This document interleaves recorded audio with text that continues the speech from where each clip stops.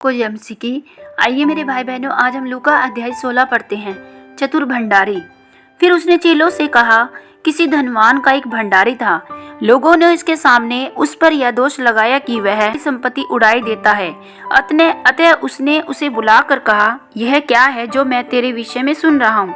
अपने भंडारीपन का लेखा दे, क्योंकि तू आगे को भंडारी नहीं रह सकता। तब भंडारी सोचने लगा, अब मैं क्या करूं, क्योंकि मेरा स्वामी अब भंडारी का काम मुझसे छीन रहा है। मिट्टी तो मुझसे खोदी नहीं जाती, भीख मांगने में मुझे लज्जा आती है। मैं समझ गया कि क्या करूंगा, ताकि जब मैं भंडारी के काम में छुड़ाया जाऊं तो लोग मुझे अपने घरों में ले ले। तब उसने अपने स्वामी के देनदारों को एक एक करके बुलाया। पहले से पूछा, तुझ पर मेरे स्वामी का कितना कर्ज है? उसने कहा, 100 मन तेल।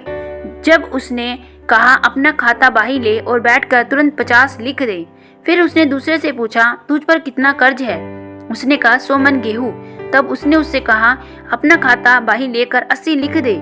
स्वामी ने उस अधर्मी भंडारी को सराहा कि उसने चतुराई से काम किया है, क्योंकि इस संसार के लोग अपने समय के लोगों के साथ रीति व्यवहारों में ज्योति के लोगों से अधिक चतुर है।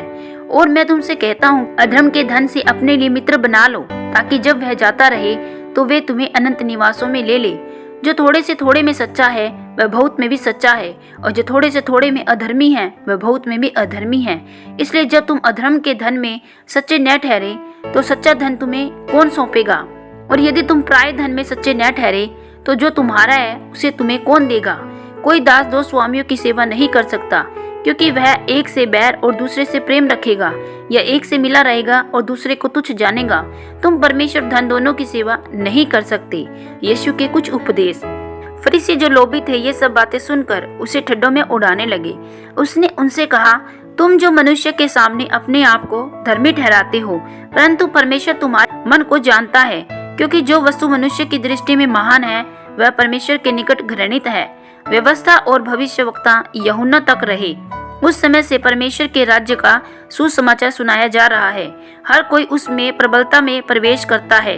आकाश और पृथ्वी का टल जाना व्यवस्था के एक बिंदु के मिट जाने से सहज है। जो कोई अपनी पत्नी को त्याग कर दूसरे से विवाह करता है वह व्यभिचार करता है, और जो कोई ऐसी त्यागी हुई स्त्री से विवाह करता है वह भी व्यभिचार करता है।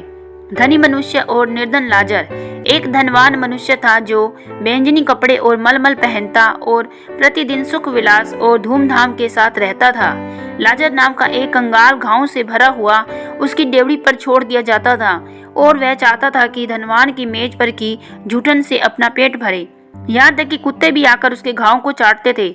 ऐसा हुआ कि वह कंगाल मर गया और स्वर्गदूतों ने उसे लेकर अब्राहम की गोद में पहुंचाया।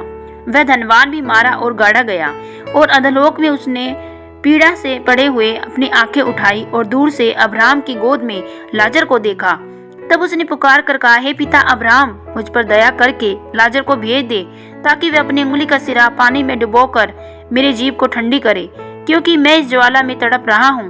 परंतु अब्राहम ने कहा, हे पुत्र, स्मरण कर, तू अपने जीवन में अच्छी वस्तुएं ले चुका है, वैसे ही लाजर बुरी वस्तुएं, परंतु अब वह शांति पा रहा है और तू तड़प रहा है। इन सब बातों को छोड़ हमारे और तुम्हारे बीच एक भारी गड्ढा ठहराया गया है। जो यहाँ से उस पार तुम्हारे पास जाना चाहे वे जा न सके, और न कोई वहाँ से इस पार हमारे पास आ सके। उसने कहा, तो हे पिता, मैं तुझसे विनती करता हूँ कि तू उसे मेरे पिता के घर भेज, क्योंकि मेरे 5 भाई हैं। वह उनके सामने इन बातों की गवाही दे, ऐसा हो कि वे भी इस पीड़ा की जगह में आए। अब्राहम ने उससे कहा, उनके पास तो मूसा और भविष्यवक्ताओं की पुस्तकें हैं, वे उनकी सुने। उसने कहा, नहीं हे पिता अब्राहम, पर यदि कोई मेरे मरे हुओं में से उनके पास जाए तो वे मन फिराएंगे।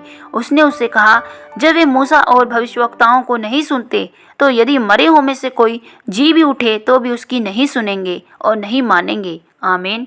प्रभु आप सबको लूका सुने जाने पढ़े जाने पर बहुतायत से आशीष व बरकत दे। सबको जय मसीह की।